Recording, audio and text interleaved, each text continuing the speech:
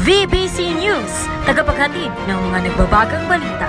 Walang kinikilingan, tanging sa katotohanan lamang. Ito ang News Horizon, Boses ng Sambayanan.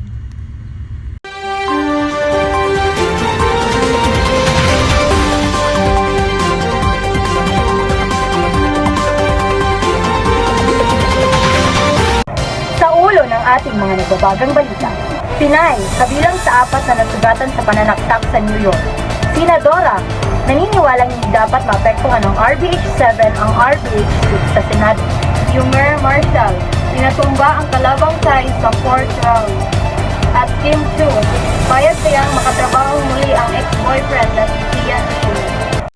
Mula sa bulwagang pambalitaan, mga nagbabagang balita mula sa loob at labas ng bansa, mga isyong tinututukan at sinusubaybayan. Isang mapagpalang araw, Pilipinas.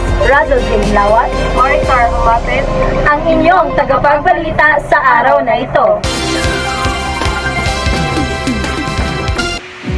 4 ang sugatan, kabilang ang isang Pinay sa nangyaring pananaksak sa New York, USA. Ang naarestong sospek may problema umano sa pag-iisip. Kinilala ang nasugatang Pinay na si Bel Molina, 46 anyos, nagtubong Leyte. Kailangang tahiin ang tinamo niyang sugat sa braso. Nagja-jogging umano si Molina sa 54th Street nitong weekend nang makita niya ang suspect na nasa wheelchair. Nang malapit na siya sa suspect, napansin niya na may patalim ito at nahagip siya sa braso na kailangang tahiin. Sa 22 taong paninirahan niya sa US, sinabi ni Molina na ngayon lang nangyari sa kanya ang insidente. Bukod kay Molina, may iba pa umanong inatake ang suspect sa mga pampublikong lugar sa New York City. Kabilang dito ang isang 69 anyos na babae na nasugatan sa mukha at katawan at isang lalaking 57 anyos na sinaksak niya sa likod. Nasa kustodiya ng New York Police Department ang suspect na kinilalang si Kareem Phillips, 38 anyos. Nahaharap siya sa mga kasong 2 counts of attempted murder, 4 counts of assault, at criminal possession of a weapon. Senadora, naniniwalang hindi dapat maapektuhan ng RBH-7 ang RBH-6 sa Senado. Alamin ang detalye kay Priscilla May Mission. Salamat, Maricar. Binigyang diin ni Senadora Amy Marcos na hindi dapat maapektuhan ng Resolution of both Houses number 7 sa Kongreso ang isinagawang deliberasyon at timeline ng RBH-6 sa Senado. Ito ay matapos pumasa sa ikatlo at huling pagbasa sa Kongreso ng RBH-7 o panukalang Economic Charter Change. Ayon kay Marcos, tiwala siya na pinaka-importante mapagtuon ng pansin sa isyong ito ay ang pagtatakda ng voting procedure na Constituent Assembly.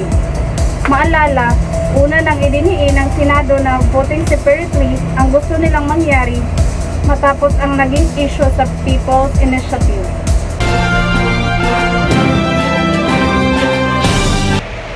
Abangan, Yumer Marshall pinatumba ang kalabang side sa 4th round, ating tutukan live. At Kim Chu, payag nga bang makatrabaho muli ang ex-boyfriend na si Ian Chu? Susunod yan sa pagbabalik ng mapagkakatiwalaang News Horizon.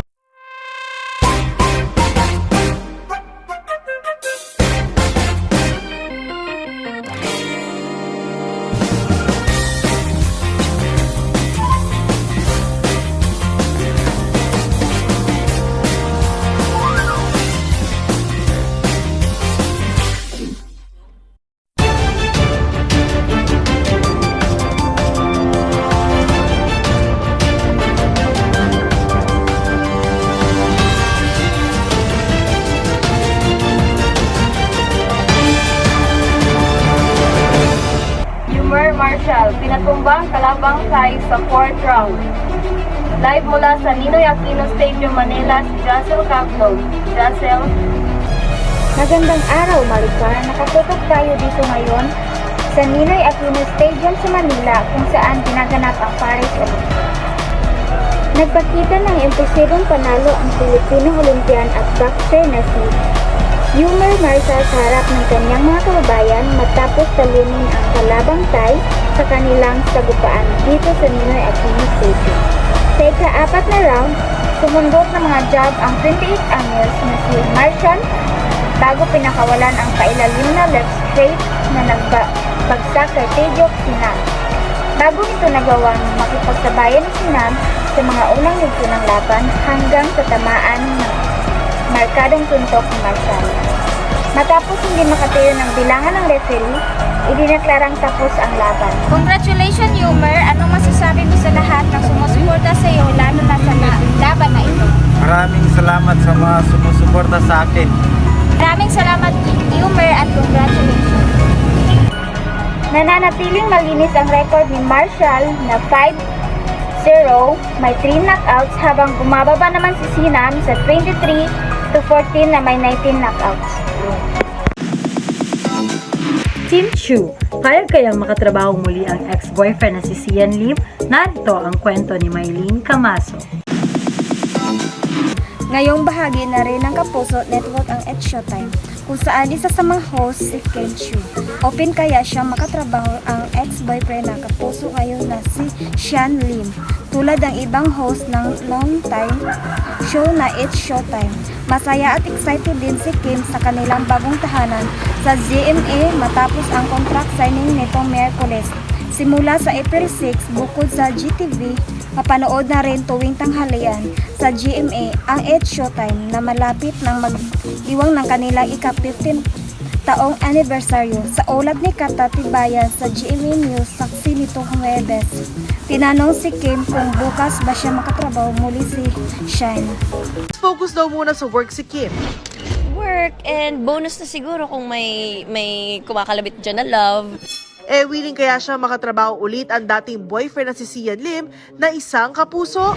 Okay lang naman mag-guest siya sa Showtime or mag-prod siya or something. Okay naman, hindi naman kami magkaaway or something.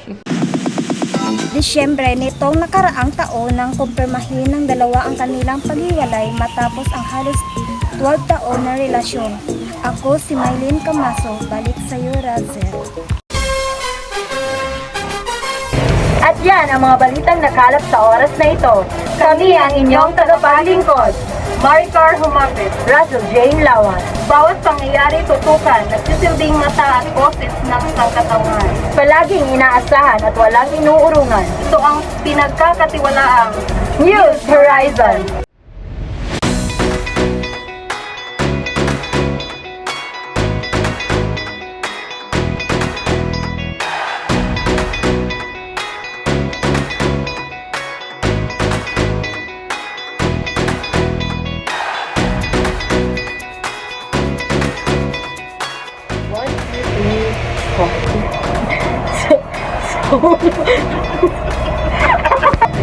Ang inyong labas ng bansa.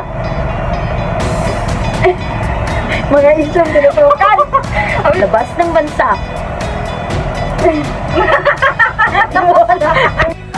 Nalipat na sa Mata 7 ang RPH.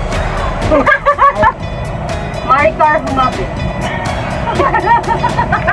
Sabi mo sa lahat ng sumusuporta sa iyo, lalo na sa laban na ito. Maraming salamat sa mga Sabi mo sa lahat ng sumusuporta sa iyo, lalo na sa mga laban na ito.